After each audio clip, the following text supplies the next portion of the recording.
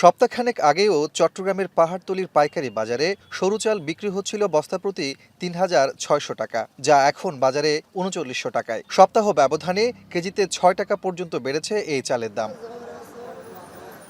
একই অবস্থা মোটা এবং মাঝারি চালেও। মোটা চাল বস্তা প্রতি ১০০ টাকা বেড়ে বিক্রি হচ্ছে ২,৪০০ টাকা, আর মাঝারি চাল মিনিকেট, পাইজাম, স্বর্ণা সেদ্ধ বস্তা প্রতি বেড়েছে ২০০ টাকা পর্যন্ত।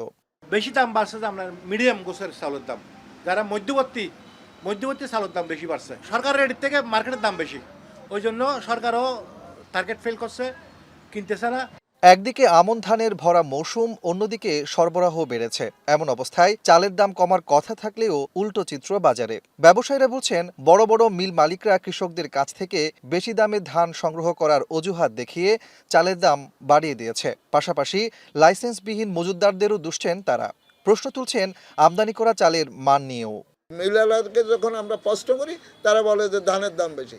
তো আমিও দেখছি যে ধানের দাম ৯০০ টাকাতে বাড়তে ১৭00-১৮০০ টাকা হয়ে গেছে।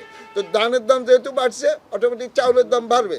তো ওই জায়গাতে একটা বিশাল সিন্ডিকেট তৈরি হয়েছে। এই সিন্ডিকেটের কারণে আমাদের এই সমস্যাটা সবচেয়ে বড় সমস্যা দাঁড়াচ্ছে এখানে। বাজারে পর্যাপ্ত সরবরাহ থাকার পরও ঊর্ধ্বমুখী চালের বাজার নিয়ন্ত্রণ করতে হলে উত্তরবঙ্গের ধান চাল ব্যবসায়ী ও মধ্যস্বত্বভোগীদের তদারকির আওতায় আনার কথা বলছেন ব্যবসায়ীরা। কাজী মাহফুজ, এখন, চট্টগ্রাম।